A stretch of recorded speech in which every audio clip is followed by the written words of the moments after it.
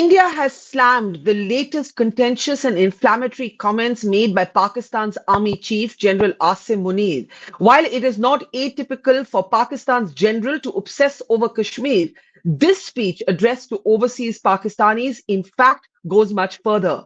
It re-invokes the two-nation theory, talks about how Pakistanis are different from Hindus, and Samaa TV, Pakistan's leading TV channel, quotes Asim Munir as saying that Pakistan's people are both superior in ideology and culture.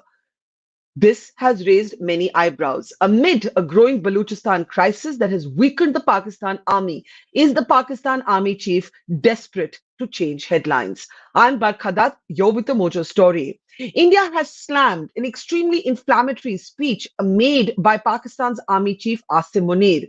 Munir seemed to be targeting overseas Pakistanis in his address, but the address went beyond the routine and usual obsession and fixation on Kashmir, which was once again described to be quote unquote a jugular vein for Islamabad.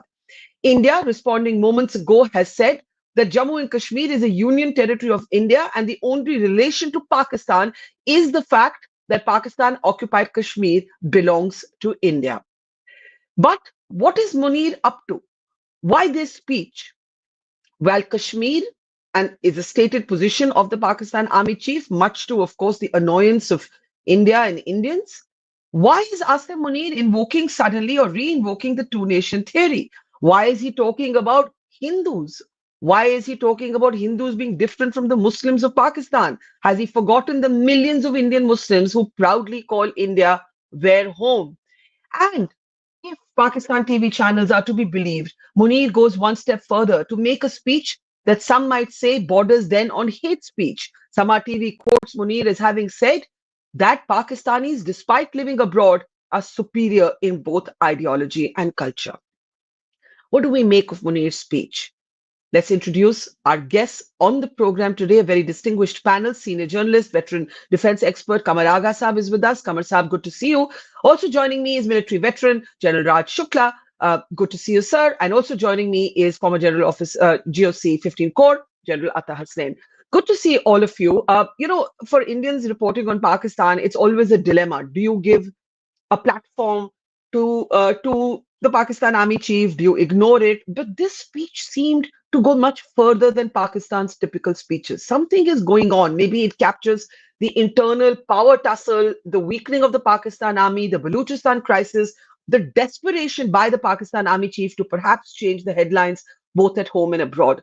Let's start by giving you a sense of what Munir said as he reinforced the two-nation theory and spoke about how Pakistan's Muslims are different in every aspect from the Hindus of India. Like I said, he seemed to forget that India is also home to millions of Muslims. Take a look. अपने बच्चों को जो है आपने जरूर सुनानी है ताकि वो पाकिस्तान की कहानी ना भूलें. Well, our forefathers they thought that we are different from the Hindus in every possible aspect of life. Our religion is different, our customs are different, our traditions are different, our thoughts are different, our ambitions are different. That was the foundation of the two-nation theory that was laid there. That we are two nations, we are not one nation. So because of that, our forefathers, they struggled, mounted that incessant struggle to create this country. Our forefathers, they have sacrificed immensely, and we have sacrificed a lot for the creation of this country, and we know how to defend it. My dear brothers and sisters and sons and daughters, please don't forget this story. All right. So though the target audience was Pakistanis living abroad, the entire Pakistani political establishment was in the hall when the speech was being made. General Hasnain, I see this kind of smile on the faces of you and General Shukla, ki bahut dekha hai, bahut suna hai. That is actually what the smile seems to suggest. And yet, something is going on here because Pakistan's two-nation theory doesn't work because of the way they have treated Shias, the way they have treated Ahmadis, the way they have treated the Muslims of Balochistan. But B, to make this comment about how हमारे लोग हिंदुओं से फर्क हैं, it is also an attempt to, it won't work, but it's an attempt to try and say something perhaps to the Muslims of India. What's going on here? Oh, that's addressed to me. Thank you. Thanks, Barkha. Let me initiate. You saw that, not a very faint smile. It was a fairly, obvious smile which was there on my face and the face of General Shukla. Obviously, we were just comparing it in our minds, perhaps. Would you expect anyone from the Indian Army ever to make a speech like this? About whatever may happen in Pakistan, etc., would you ever expect an army officer in India to speak like this on religion? I mean, the Pakistan army chief, he's the pitch absolutely when you look at this. And you started off your entire thing by saying that should we give them a platform to actually project this into the rest of India? I say, well, let's not give them a platform, but we must issue clarifications and analyze this adequately to send home the right message within our country. You see, your basic question of what is happening in Pakistan? Why is this kind of a thing happening at this time? Why is he coming up with this particular speech at this particular juncture? Obviously, Pakistan's status as a failing state is continuing to become more and more marked. It's just going downhill every other day. With what has happened in Balochistan, with what's happened with the Baloch Liberation Army, you've seen it is going even further. We've seen what is happening from the Afghan side on the Durand line, what's happening with Tehreek-e-Taliban Pakistan, what's happening with the Pakistan economy. Anyone living in Pakistan will be in despair at what the hell is happening in this country. Now, obviously, the attempt by General Munir is to try and bring up the morale and motivation, and the only way that in Pakistan that they seem to be able to think of doing it is through faith. Now, besides this explanation, I also say, look at what is happening in Bangladesh. And I draw this connection there because there's too much of linkage at the moment of what is happening in Pakistan with what is happening in Bangladesh.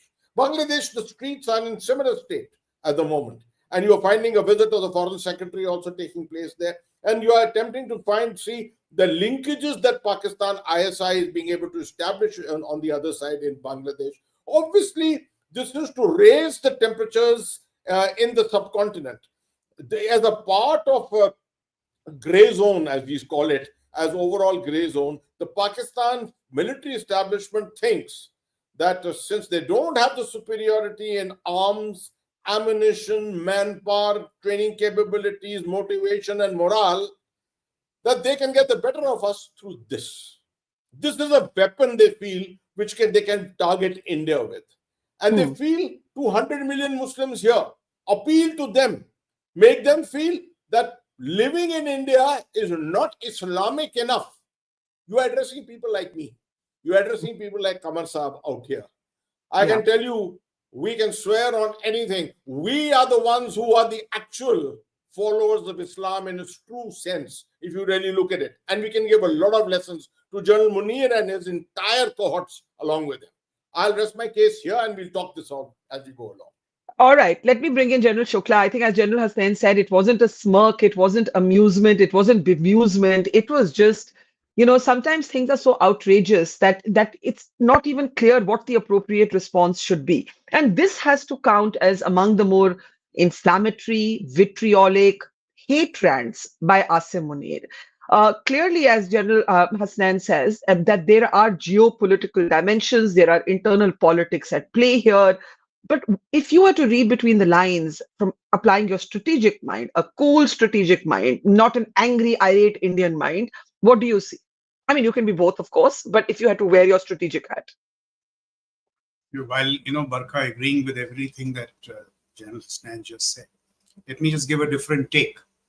So, I was smiling because I was bemused. I was bemused because General Asim Munir has been a very dour and drab speaker. For a change, his speech making was animated. तो जो बोलने का लहजा था उसमें बड़ी बेहतरी आई. But the substance has plunged, and for two reasons. Firstly, when he makes that very, I would say, less than wise, dishonest speech, look at the rabble-rousing those overseas Pakistanis clap. It reflects on their IQ because General Munir is not making the right points at all. In substance, he's not only been dishonest, he's been less than wise. Let me point out for what reason. If at all the Pakistani state needs a correction, it is just in one dimension, that is to reset the civil-military relationship.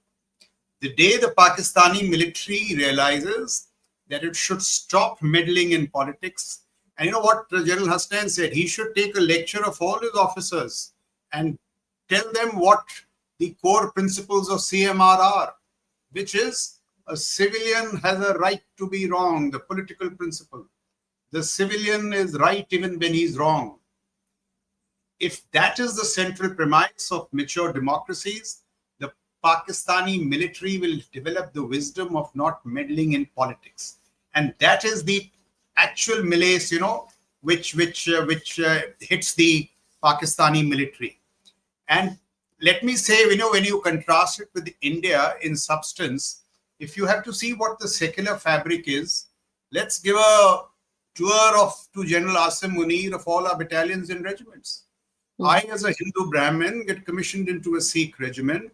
I practice the Sikh faith, adopt its Gurudwara, and in a very secular frame, keep all adversaries out.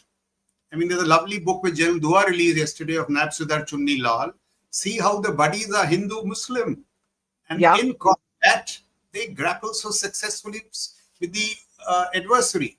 So the secular fabric, if you have actually to see, in India is a good example. And just two more quick points. Let me quote Sushant Sareen. He made a very good point on Twitter some weeks back.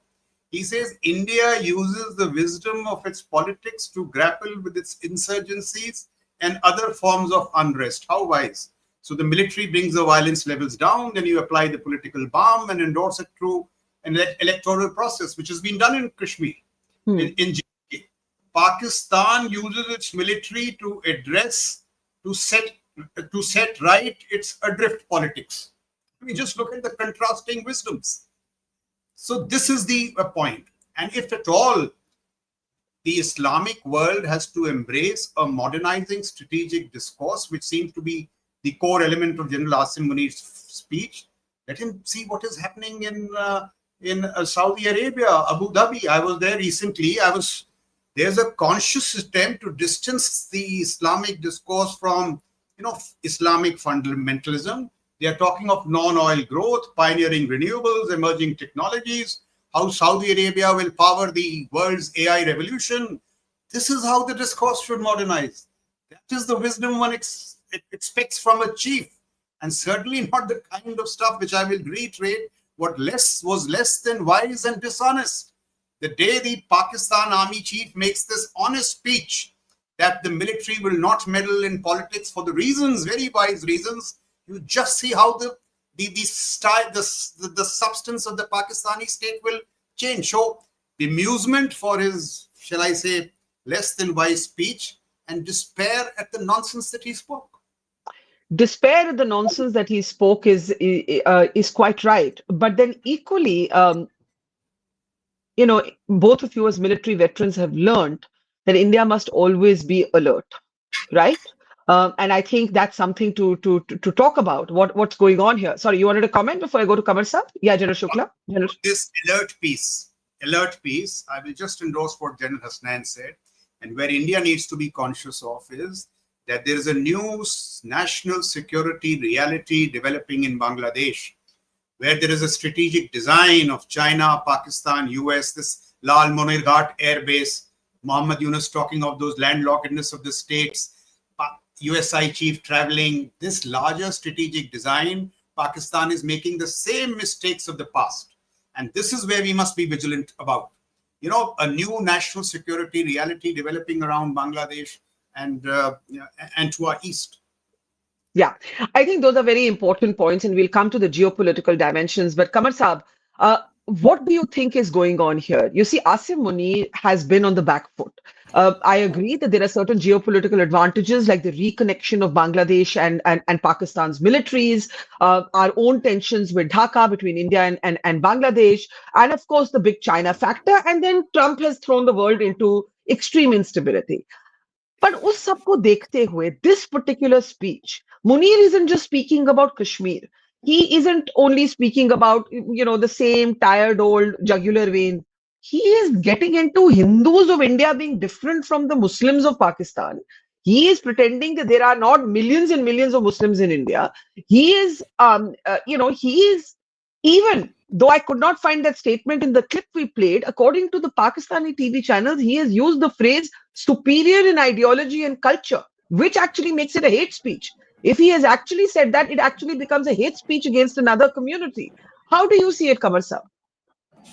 There are a number of things. The most important thing is that the very concept of Pakistan has failed. It's not only the state, the two-state, the Muslims are a separate nation. That is completely failed.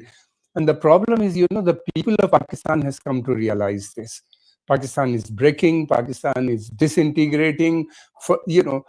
In fact, this theory was first failed when Bangladesh was separated from rest of the Pakistan, the second partition.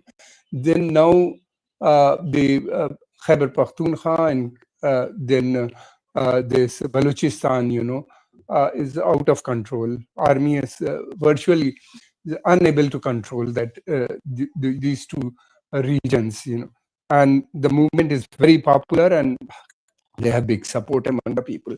Second thing, the most important thing, that religion is not the basis of a state. Ethnic identity is much stronger than the religious identity. That is the problem Pakistan is facing at that. I mean, right from the beginning. First Bangladesh, and now the Baloch ethnic community or Pathans. They are revolting against.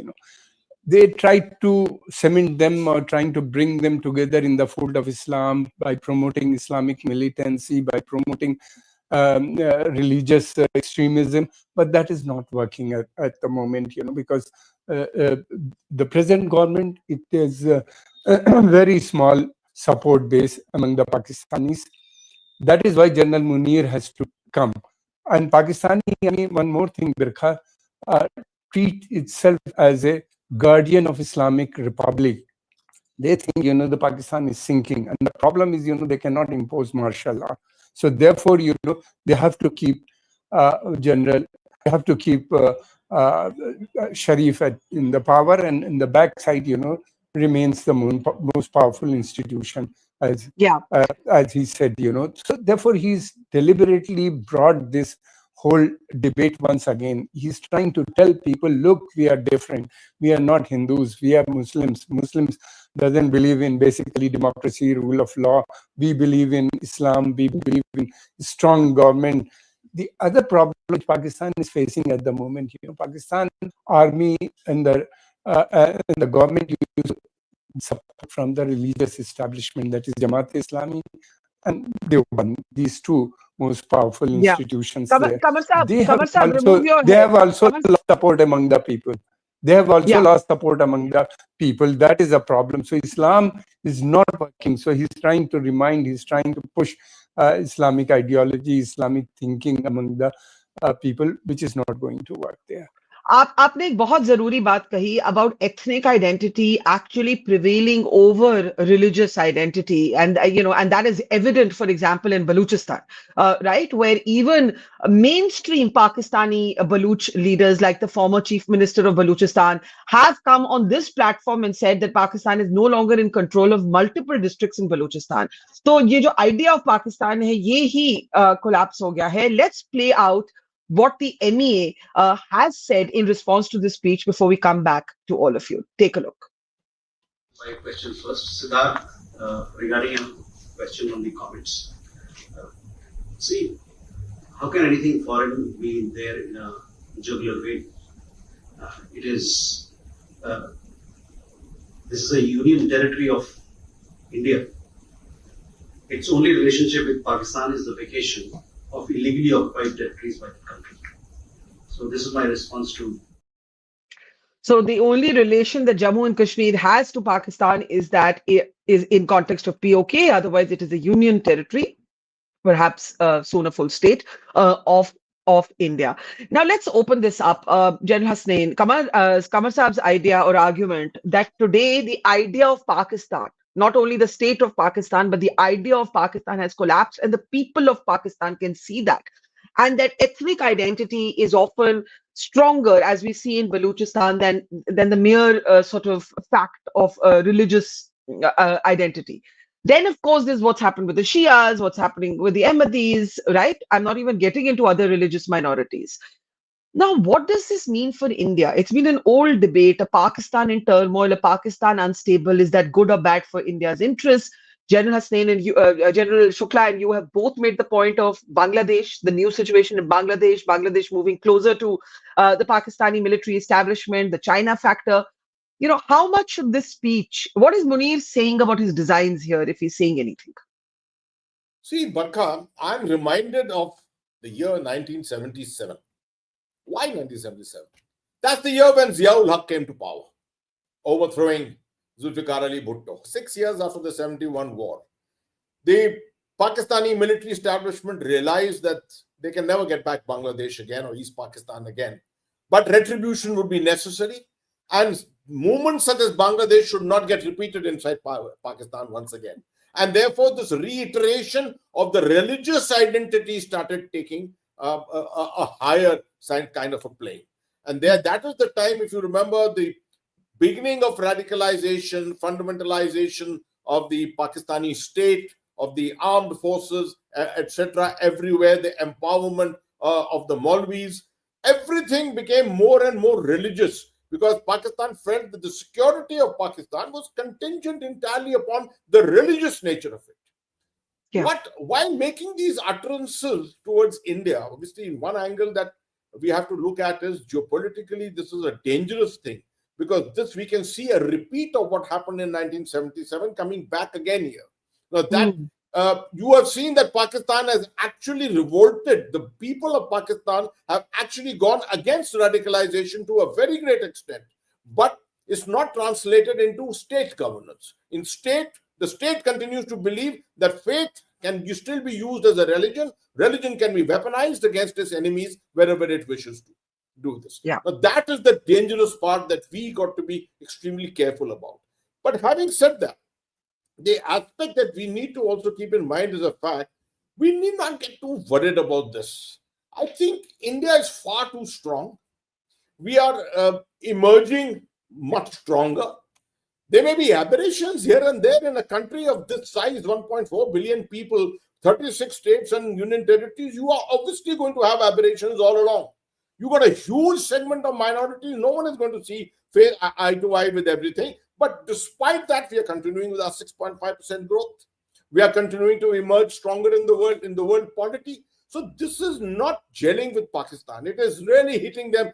They're hitting their psyche in a very great way. And this is the attempt being made to try and send home a message to the Indian Muslims in their own strident kind of a way. What they forget is, when they talk about the two-nation theory, what you forget is religion is different, absolutely. No one ever even questions that fact. Obviously, Hinduism and Islam are two different faiths.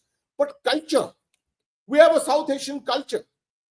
Look at the Ganga Jamna Tehzeeb of the entire today. Maybe some people don't like the terminology, but you can't wish it away, the fact of composite culture. I come from a regiment which is pure Hindu. Just like what just now General Shukla just spoke about, that he comes from a Sikh regiment, artillery Sikh regiment. I come from a pure Hindu regiment, right? With my troops, the only Nara I know is Jai Badri Vishal, which is extolling the virtues of Lord Vishnu. That is what it's all about. You think I'm going to sort of take a step back when my men are going to speak that? The faith of in our case, the armed forces, of course, are a very different set of people. But the nation as such, the entire nation actually projects a completely different culture than what Pakistan actually has within itself. And lots of Pakistanis secretly, if you speak to them alone, you speak to them on the sidelines, all of them appreciate what India is and what India has achieved. This is the message which should be going home clearly to them. I think this point about the Indian army itself being the epitome of secularism, where, as General Hassan, General Shukla, both of you have said, you have the Mandir Masjid Gurdwara traditions, you have the Sarv Dharm Sthal traditions, you have the commanding officer of a unit, Hindu or Muslim, leading an arti or leading namaz prayers. This is par for the course. It's not even some unusual thing.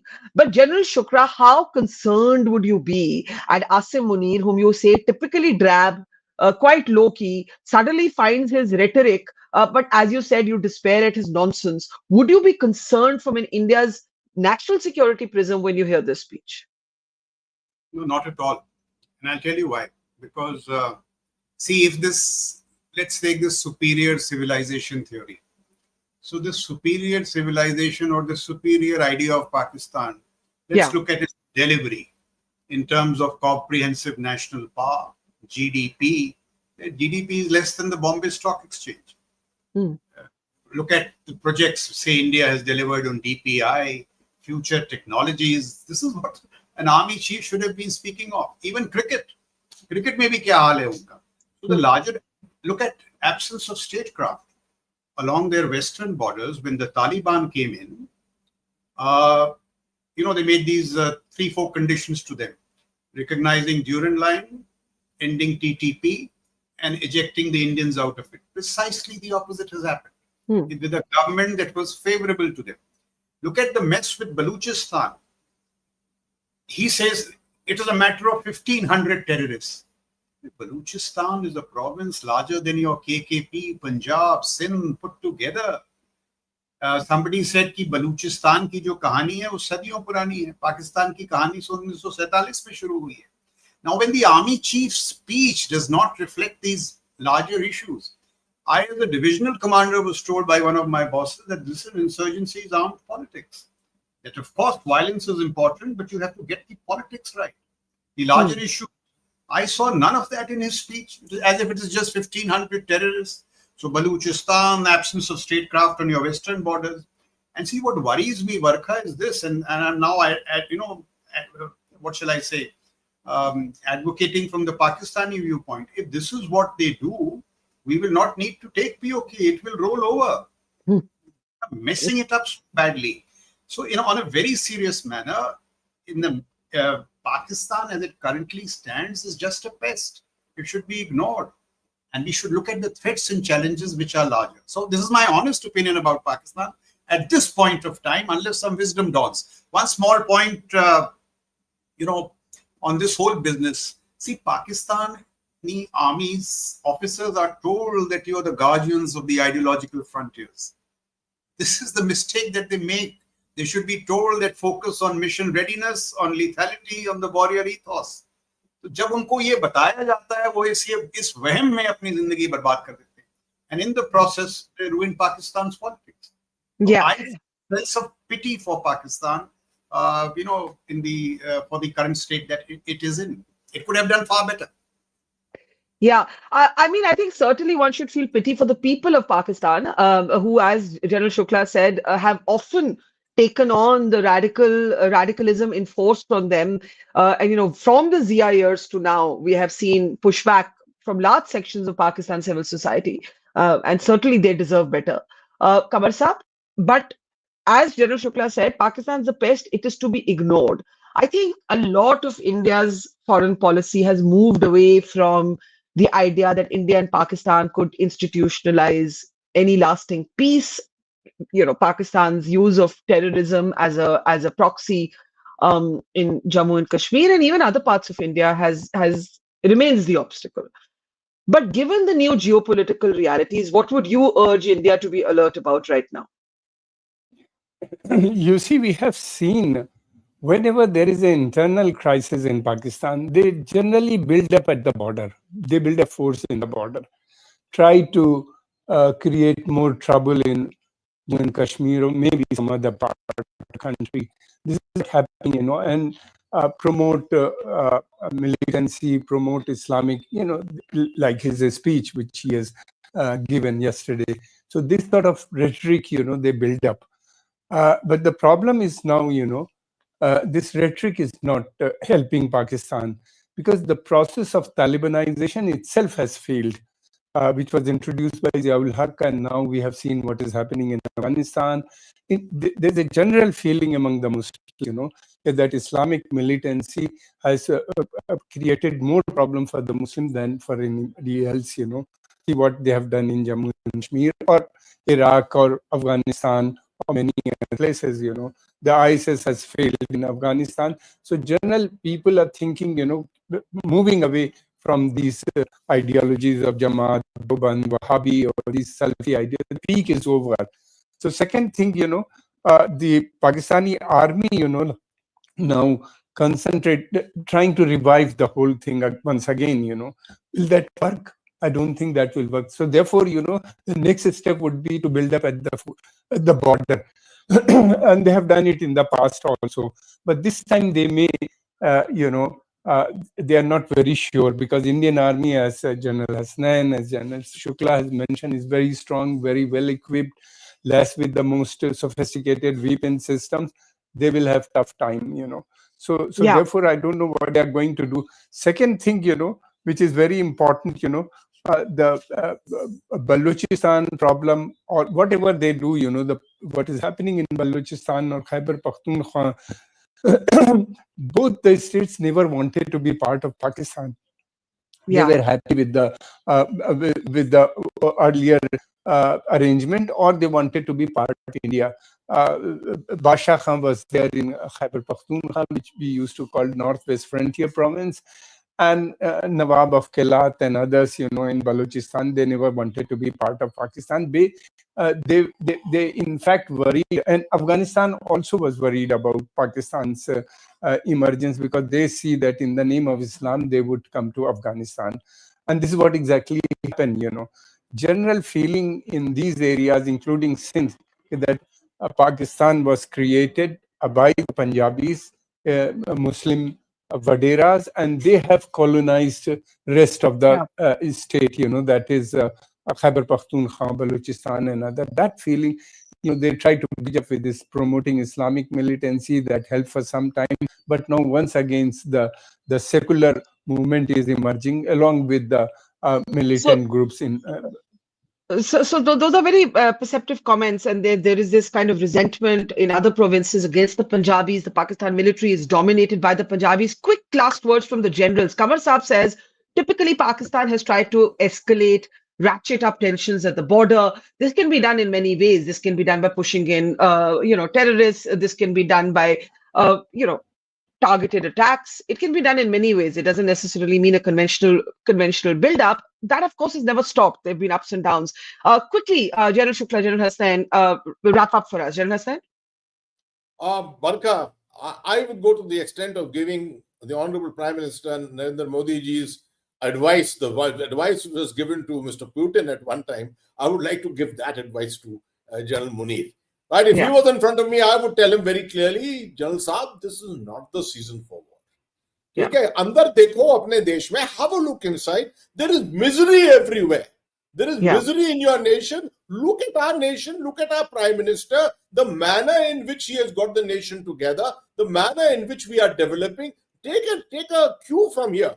And stop this rants which you are carrying out in the name of faith unnecessarily.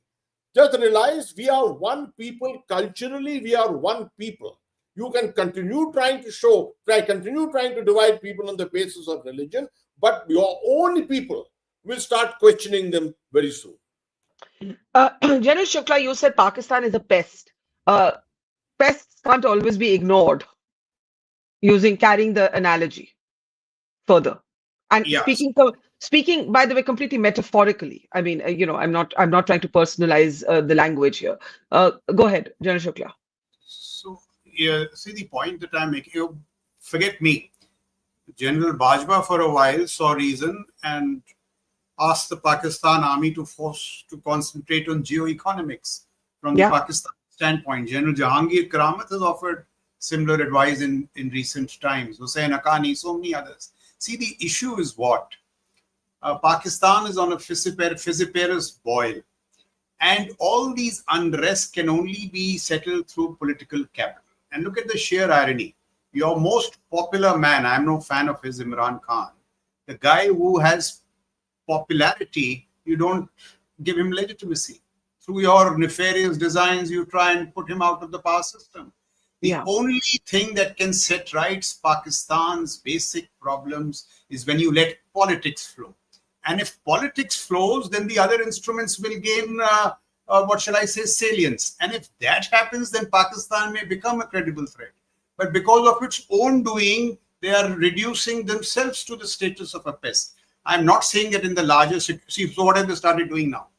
Fishing for trouble in Bangladesh with the Chinese. So we have to be wary about all this. But in terms of, a military assessment, we have other challenges, and I've been very vociferous on those. Pakistan, in that sense, is not a challenge at its current state. It's a pest. Pakistan is not a challenge, it's a pest, but it's an irritant nevertheless. And it is to be seen, I would argue, in juxtaposition with the other geopolitical changes that all three of you have captured so perceptively, what's going on within Bangladesh, what China is aiming for, an uncertain world order with the changes that Donald Trump is bringing in. So it's not a challenge by itself, but certainly one has to join the dots, as all strategic minds often do. For now, India has slammed the Pakistan army chief for his comments. And I think the perceptive comment made here by all three gentlemen, let politics flow. Let the people of Pakistan at least find their own voice. We leave it there, gentlemen. General Shukla, General Hasnaian, Qamar Agha Sahab, thank you. And to our audience, thank you so much and see you soon. It's great to see you here. Thank you for watching our work. If you haven't subscribed yet, don't forget to click the bell icon and subscribe to Vote Her Story and support independent, robust journalism.